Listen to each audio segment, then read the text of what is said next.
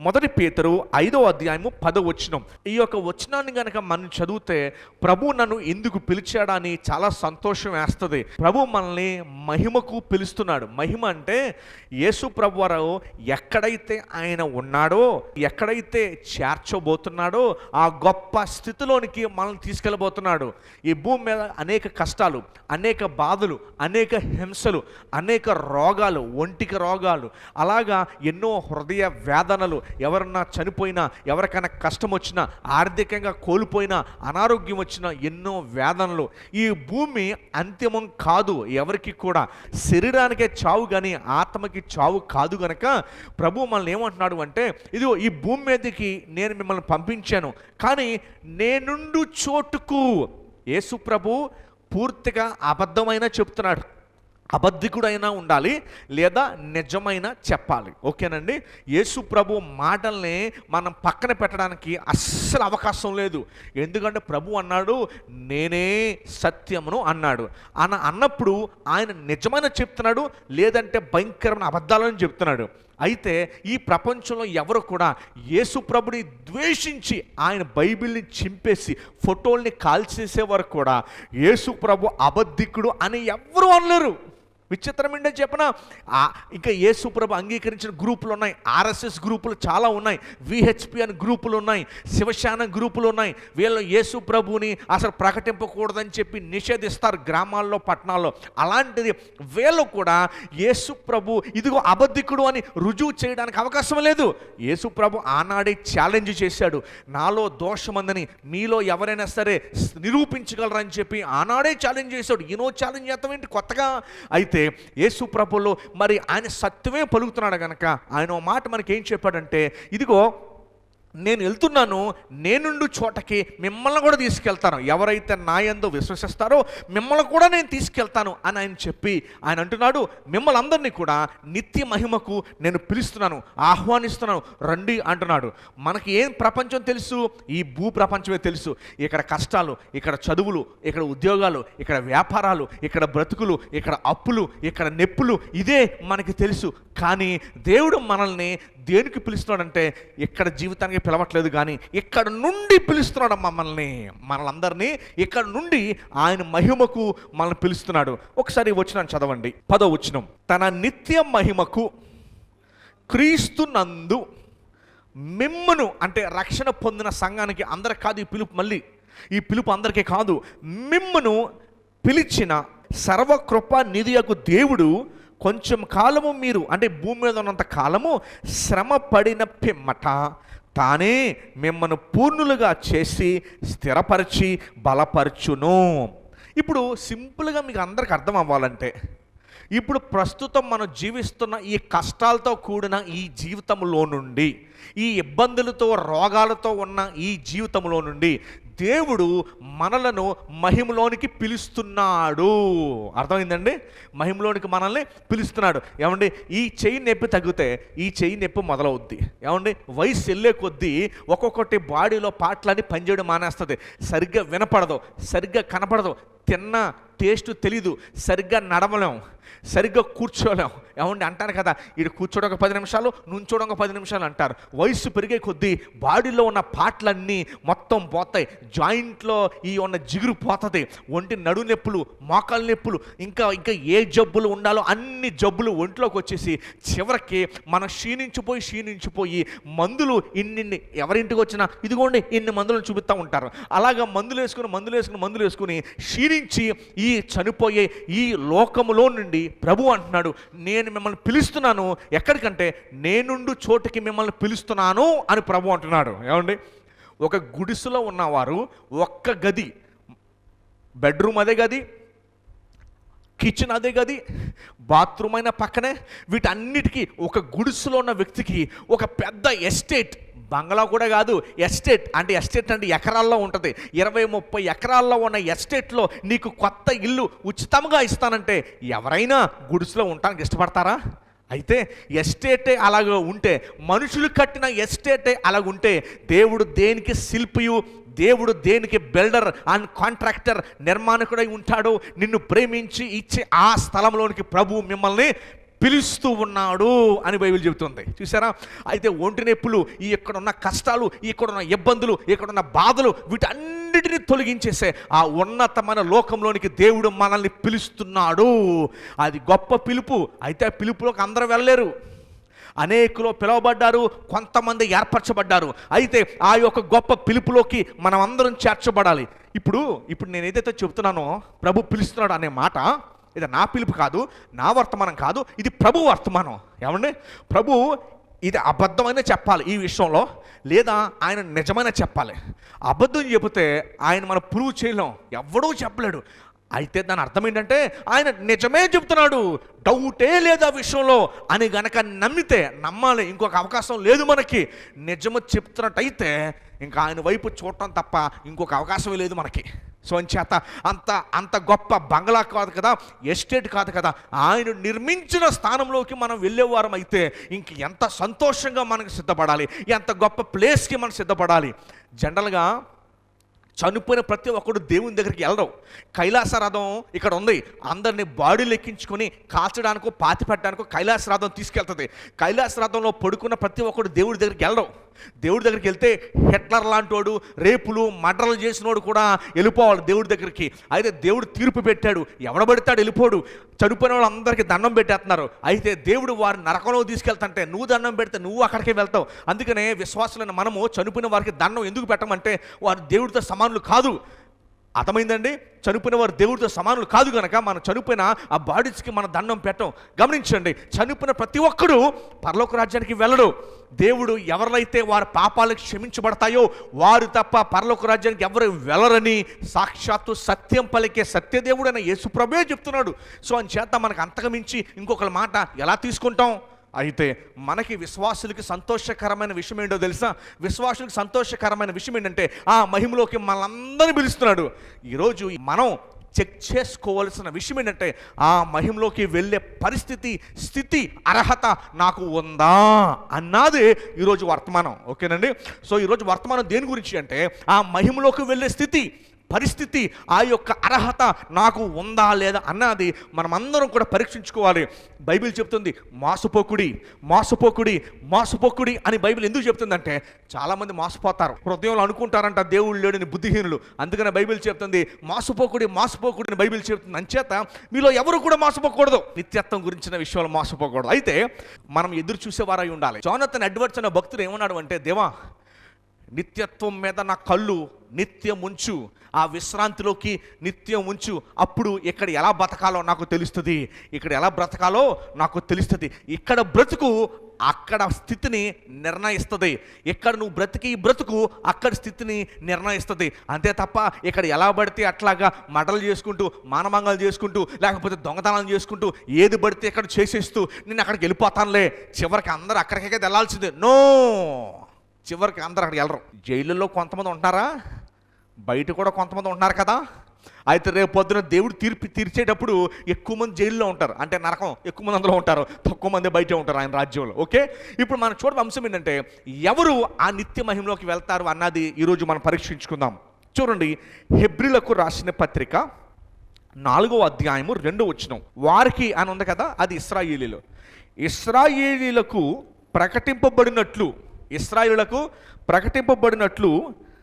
సంఘము మనకి కూడా సువార్త ప్రకటింపబడింది, కానీ వారు వినిన వారితో విశ్వాసము గలవారై కలిసి ఉండలేదు గనుక విన్న వాక్యము వారికి ఏమైందంట?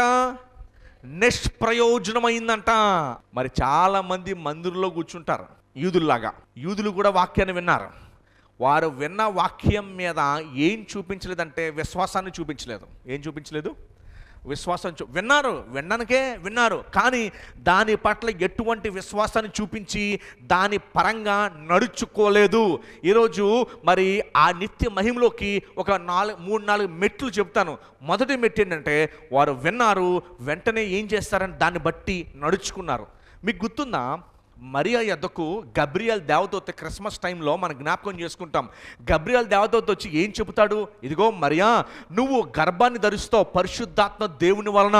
అప్పుడు ఆమె అంటది, నేను పురుషుని ఎరగని దాన్ని కదా, అయినా కూడా ఏం చెప్తాడంటే దేవదూత ఏమంటాడంటే, నువ్వు గర్భాన్ని ధరిస్తావు అని ఆమెకు చెప్పగానే ఆమె, బాబోయ్ నాకొద్దు బాబు, నాకెందుకు, ఈ విషయం తెలిస్తే నన్ను రాళ్ళతో కొట్టి చంపేస్తారు, అయ్యో బాబోయ్ నా వల్ల కాదు అని చెప్పి ఆమెను కేకలు వేయకుండా మౌనంగా ఆమె అంగీకరించడాన్ని బట్టి ఎంతగా ఆమె దీవించబడి అనేక మందిని దీవెనకరంగా యేసు ప్రభుని భూమి మీదకు తీసుకురావడానికి ఈ మరియను దేవుడు వాడుకోవడం గల కారణం ఏంటంటే, ఆమె విన్న మాటకి ఏం చేసిందంటే విశ్వాసాన్ని చూపించింది. ఏం చూపించింది? యూదులు ఆ వాక్యాన్ని వారు విన్నారు, కానీ యేసు ప్రభు మెస్సయ్య అని ఎంత చెప్పినా విన్నారు, కానీ విశ్వాసాన్ని చూపించలా. ఈరోజు మనం కూడా చాలామంది ఏం చేస్తామంటే వింటాం కానీ దాన్ని మర్చిపోతాము, విడిచిపెట్టేస్తాము. దాన్ని బట్టి విశ్వాసం చూపించి దాని పట్ల మనం నడుచుకోలేకపోతున్నాం. ఓకేనండి, దయచేసి గమనించండి. నిత్య మహిమకి వెళ్ళాలంటే విన్న వాక్యానికి ఏం చేయాలంటే విశ్వాసాన్ని జోడించాలి, నమ్మాలి, దాన్ని బట్టి నడుచుకోవాలి. మరియా ఏం చేసింది? పేతురు గమనించారా? పేతురు ఏం చేశాడు తెలుసండి? పేతురు యేసుప్రభుని ఫస్ట్ సారి ఎక్కడ కలిశాడు? గలిలయ సముద్రం మీద కలిశాడు. అప్పుడు పేతురు ఏం చేస్తున్నాడు? రాత్రంతా చేపలు పట్టాడు. దొరికినాయా? దొరకలా. అయితే యేసుప్రభు ఏమన్నారంటే, పేతురు ఇదిగో అక్కడే అన్నాడు. అక్కడే అనగానే వెంటనే పేతురు ఏమంటాడు మామూలుగా, ఓయ్ రాత్రంతా కష్టపడి ఎంత చేస్తే ఒక్క చేప మాకు పడలేదు, ఇప్పుడు నువ్వు వచ్చి చెబుతున్నావా? నువ్వు అంత పెద్ద జాలరువా? నీకు సముద్రం గురించి నీకు అంత తెలుసా? మేము గలిలయ ప్రాంతంలో ఎక్కడే పుట్టి ఎక్కడే పెరిగి మాకే ఒక్క చేప రాత్రంతా దొరకకపోతే ఇప్పుడు నువ్వు వెళ్ళి, ఇప్పుడు గోదావరిలో కొంతమంది ట్యూబ్ వేసుకుని గ్యాలం వేసుకుని లోపలికి వెళ్తారు. ధవళేశ్వరంలో వాటర్ వస్తుంటే ఆగస్టు నెలలో వలలు పెట్టి ఇసురుతారు. మనం మహా అయితే ఏం చేస్తాం? అడిగేసి చూస్తాం, ఇలాగా చేపలు దొరికినాయా దొరకలేదా. ఒకవేళ డబ్బులు ఉంటే 100-200 పెట్టి చేపలు కొనుక్కు ఇంటికి తెచ్చుకుంటాం. అంతకు మించి మనం చేసేది ఏమి ఉండదు. ఇప్పుడు మనం టిప్ టాప్గా రెడీ అయ్యాం, ఇన్షర్ట్ చేసుకొని ఒక సూట్ వేసుకొని టిప్ టాప్గా నీట్గా రెడీ అయ్యి వాళ్ళు వల ఇసురుతుంటే మనం వాళ్ళ దగ్గరికి వెళ్ళి, ఏయ్ బాబు ఇక్కడ కాదు కానీ అక్కడే అన్నాం అనుకోండి, ఎలా చూస్తాను మనల్ని? ఏమయ్యా ఎలా కనబడుతున్నావు నీకు? నేను నాతో గేమ్స్ ఆడుతున్నావు నువ్వు? అసలు నీ వాటం చూడు, వాళ్ళం చూడు. చిన్నప్పటి నుంచి మా తాత, మా ముత్తాత, మా నాన్న, నేను ఇదిగో ఇదే వల రాత్రంతా ఎత్తి ఈ టైంలో చేపలు పడవయ్యా, నువ్వు వచ్చి నాకు చెప్తున్నావు ఏంటి అని అనాలి. యేసు ప్రభువారు ఆ మాట చెప్పగానే పేతురు వెంటనే వల వేసాడు. వల చినిగిపోయి అంత చేపలు పడ్డాను. బహుశా నాకు తెలిసి ప్రపంచ చరిత్రలో ఎవరు వల వేసినా ఇంతలా పడి ఉండవు. ఆనాడు చేపలు కూడా యేసు ప్రభు మాటని అంగీకరించి అవన్నీ కూడా ఆ వాళ్ళకు వచ్చేసినాయి. ఈయన వలయడం బట్టి కాదు, ఈయనకి చేపలు చెప్పడాన్ని బట్టి అందులోకి అన్నీ వచ్చేసినాయి. గమనించారా? సో ఇప్పుడు ఆ మాటకి ఏం చూపించాడు పేతురు? చెప్పాలి, ఏం చూపించాడు? మీరేమంటారు?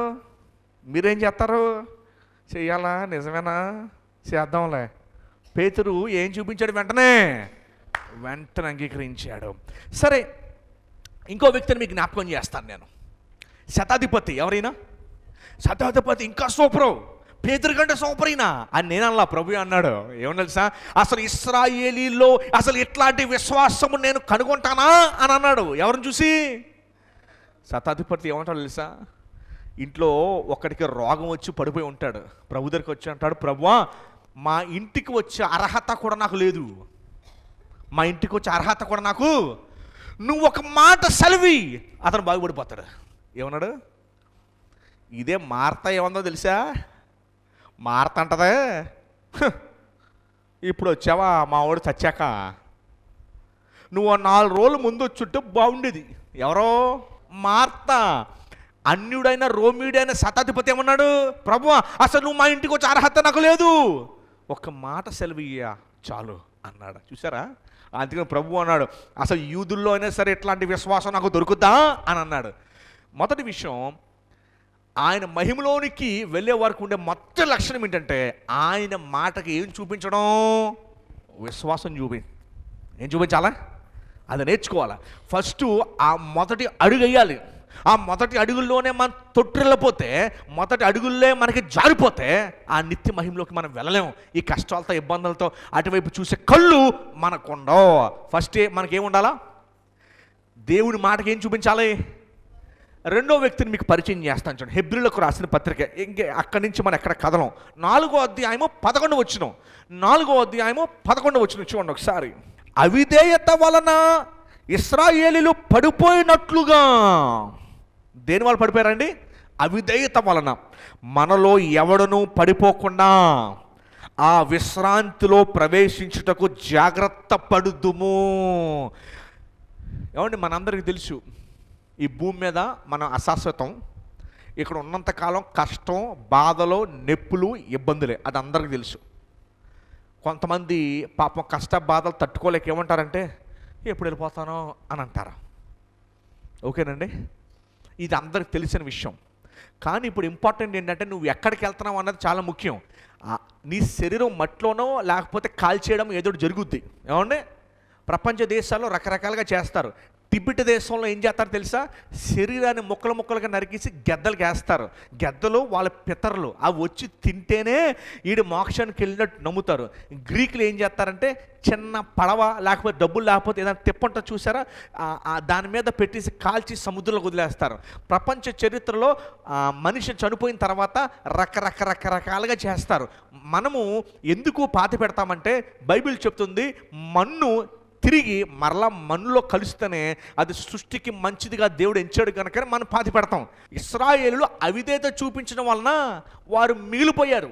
వాగ్దాన భూమిలోనికి వెళ్ళలేకుండా దేవుడు 40 సంవత్సరాలు అరణ్యంలో తిప్పాడు. గర్రమని చెప్పాడు. అలాగా ఇప్పుడు మ్యాప్ కనుక చూస్తే ఐగుప్తు నుంచి యెరూషలేంకి వెళ్ళాలంటే బస్సు మీద ఇప్పుడు 12 గంటలు. ఎన్ని గంటలండి? అలాంటిది 12 గంటలు. ఇప్పుడు నడిచి వెళ్తే ఎంతసేపు వెళ్తాం?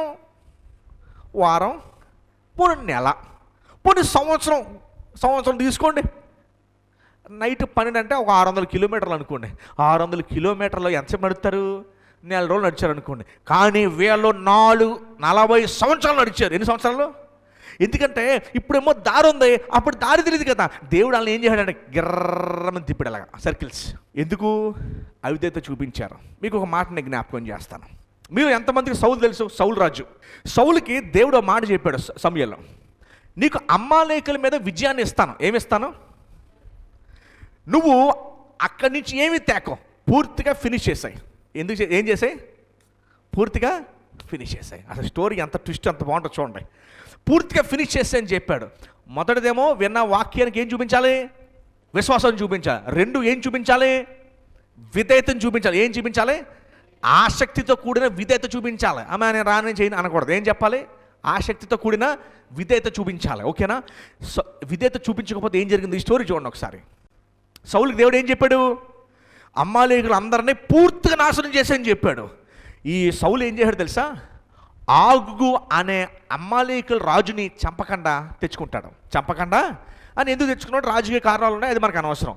తెచ్చుకున్న తర్వాత సమూయేలు అంటాడు, ఇదిగో నీకేం చెప్పాను, నేను తెచ్చుకోవద్దని చెప్పాను, ఏమి తేద్దని చెప్పాను, నువ్వు బంగారం, ఎడ్లు చాలా తెచ్చావు, అందుకనే దేవుని ఆత్మ, నీ రాజ్యం 2 కూడా నీ దగ్గర నుంచి దేవుడు తీసేశాడు. ఏం తీసేశాడు? దేవుని ఆత్మ, దేవునికి రాజ్యం, ఈ 2 కూడా దేవుడు నీ దగ్గర తీసేశాడు. తీసేసి దావీదుకి ఇచ్చాడు. తీసేసి ఎవరికి ఇచ్చాడు? దావీదుకి ఇవ్వగానే ఏం జరిగిందంటే ఒక రోజున యుద్ధంలో సౌలుకి ఇంకా దేవుని ఆత్మ వెళ్ళిపోయేసరికి దేవుని యొక్క అవిధేయత వలన ఇంకా తన్ను తానే చంపుకుందామని చెప్పి కత్తి మీద పడబోయాడు. ఎలా చనిపోయాడు? కత్తి మీద పడబోయేసరికి కత్తి మీద పడ్డాడు కానీ ఇంకా చావలా. ఆ యుద్ధంలో ఒకడు అలా వెళ్ళిపోతుంటే ఆయన్ని పిలిచి, ఒరే బాబు నన్ను ఈడితో పొడిచారా అంటాడు. పొడవకు ముందు ఒరే నువ్వు ఎవడవరా అని అడిగాడు. నువ్వు ఏ దేశస్తుడు అడగగానే ఆడు ఏం ఆన్సర్ ఇచ్చాడు తెలుసా? నేను అమాలేకుడిని అని ఆన్సర్ ఇచ్చాడు. దేవుడు ముందుగా ఏం చెప్పాడు? తనకి ఒక్కళ్ళు కూడా ఉంచదని చెప్తే కొంతమంది వదిలేడు. ఆ సంతానం పెరిగి చివరికి ఏం చేశారండి? సౌలుని ఎవరు చంపారు చివరికి? చూసారు అవిధేయత వల్ల ఏం జరిగిందో? సౌలు సగం విధేయత చూపించాడు. ఏ విషయంలో? అమాలేకుల మీదకి యుద్ధం వెళ్ళటంలో సగం విధేయత చూపించాడు. ఇంకొక సగం ఏమి తీసుకురావద్దు అన్న విషయంలో మాత్రం అవిధేయత చూపించాడు. సగం విధేయత, ఇంకో సగం అవిధేయత. ఈ 2 కలిపితే పరిపూర్ణ అవిధేయత అవుద్ది. ఏమవుద్ది? సగం విధేయత, ఇంకో సగం అవిధేయత, రెండు కలిపితే ఏమవుతుంది? పరిపూర్ణ అవిధేయత. అర్థమైందండి? సో అంచేత మనం మరి ఆ సగం సగం కనుక చేస్తే మాత్రం చివరికి ఏమవుతుందో తెలుసా? సంపూర్ణ అవిధేయత అవుతుంది. అంచేత రెండు విషయాలు మీకు జ్ఞాపకం చేశాను. ఎన్ని విషయాలు? ఆయన మహిమలోకి వెళ్ళే వాళ్ళకి దేవుని మాటకి ఏం చూపించాలి? రెండోది ఆసక్తితో ఏం చూపించాలి?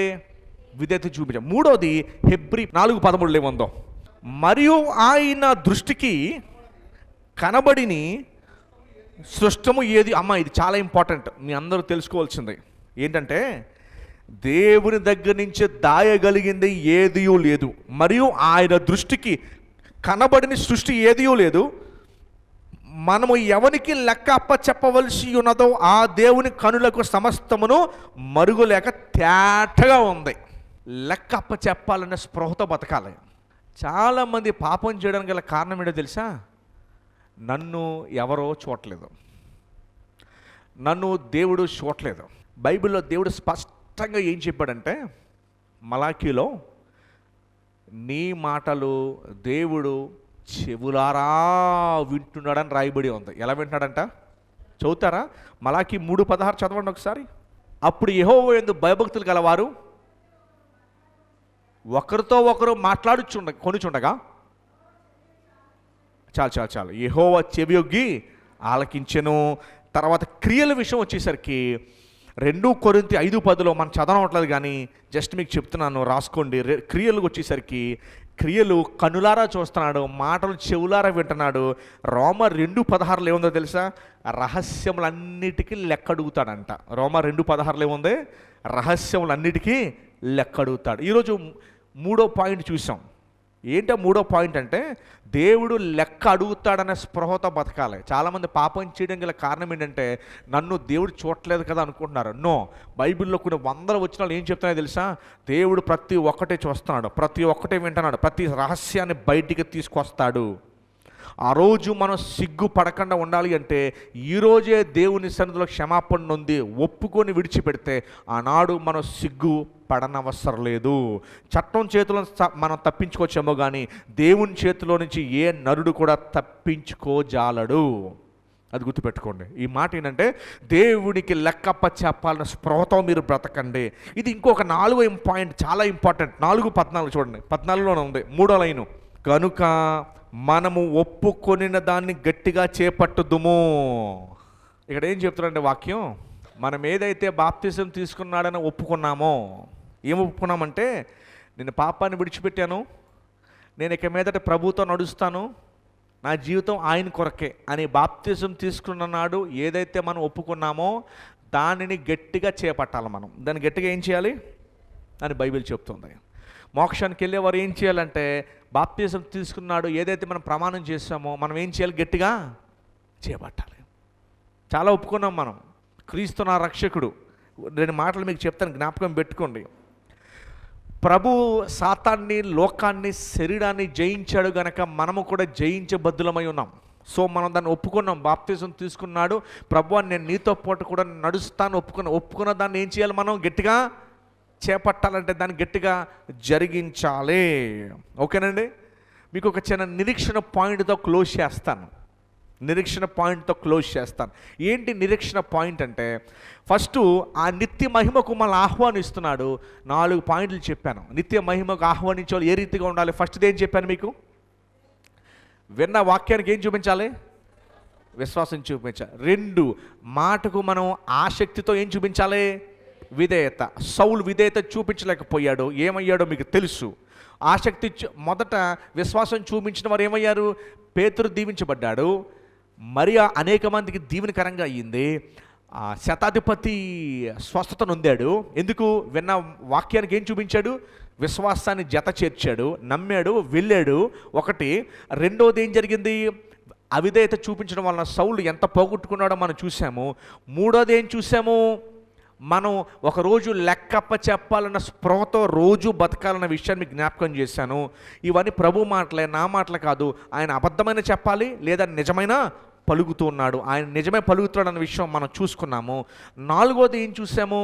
బాప్తిసం తీసుకున్నాడున ఏదైతే మనం ప్రభువు దగ్గర ఒప్పుకున్నామో దాన్ని గట్టిగా ఏం చేయాలి? మనం చేపట్టాలి. ఐదవది 16వ వచనం. ఇది ఎందుకు చదువుతున్నామంటే, ఒకవేళ ఈ 4 విషయాల్లో గనక మీరు ఫెయిల్ అయ్యి ఉంటే, ఇందాక మీకు చెప్పానే నిరీక్షణ పాయింట్. ఏం పాయింట్ చూస్తున్నాం? నిరీక్షణ, ఒక హోప్. అమ్మయ్యా, నాకు ఎలాగా ఈ 4 ఈ 2 ఈ 1 నేను ఫెయిల్ అయ్యాను, ఈ ఫెయిల్ అయిన దాంట్లో నుంచి నేను బయటపడాలంటే నాకు ఎలాగా అని ఆలోచించుకుంటే ఈ 16వ వచనం చూడండి ఏమని రాయబడి ఉందో. ఈ 16వ వచనం ఏమి రాయబడి? చివరి లైను, చివరి మాట, చివరి 2 మాటలు ఏమున్నాయి?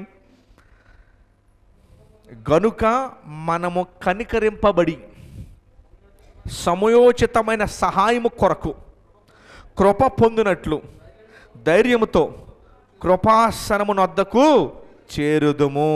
మన ప్రార్థన ఏంటో తెలుసా? దేవా, నా అడుగులు స్థిరపరచండి, నా అడుగులు స్థిరపరచండి. 5 అడుగులు నేను 4 అడుగులు నేర్పించాను. 5వ అడుగు ఏంటంటే, ఈ 4 2 1 3 కనుక మీరు ఫెయిల్ అయ్యి ఉంటే మిమ్మల్ని మీరు పరీక్షించుకొని ప్రభుకి మనం చేయాల్సిన ప్రార్థన ఏంటంటే, దేవా నా అడుగులు స్థిరపరచండి. ఏమని ప్రార్థన చేయాలండి? నా అడుగులు స్థిరపరచండి. సో దేవుడు మరలా మీ మీద కనికరము, మరలా మీ మీద కృప, మరలా మీ మీద సమయోచితమైన సహాయాన్ని మీ మీద కుమ్మరించాలంటే, దేవా ఈ విషయాల్లో నేను పడిపోయాను, నా అడుగులు స్థిరపరచండి. 5 విషయాలు. సో విన్న వాక్యానికి మనం ఏం జత చేయాలి? విశ్వాసాన్ని. రెండోది ఆసక్తితో మనము విధేయత చూపించాలి. ఒకరోజు లెక్కప్ప చెప్పాలన్న స్పృహతో మనం జీవించాలి. ప్రభు మాట్లాడుతున్నాడు. 4వది ఏం చెప్పాను? ఒప్పుకున్న దానిని, మనము బాప్తిసం తీసుకున్నాడన ఒప్పుకున్న దానిని గట్టిగా ఏం చేయాలి? మనము చేపట్టాలి. ఒకవేళ వీటిలో గనక మనం ఫెయిల్ అయ్యుంటే గనక ప్రభు కృపా సింహాసనం యొద్దకు వచ్చి ఆయన కృప కొరకు మనము ఆయన్ని అడిగినప్పుడు యోహానులు అంటాడు, మరి ఆయన నీతిమంతుడు నమ్మదగిన గనుక సమస్త దుర్నీతి నుంచి మనల్ని పవిత్రులు చేసి ఆ యొక్క మహిమలోనికి ప్రభు మనల్ని తీసుకువెళ్తాడు. దేవుడు మీ అందరం దీవించును గాక.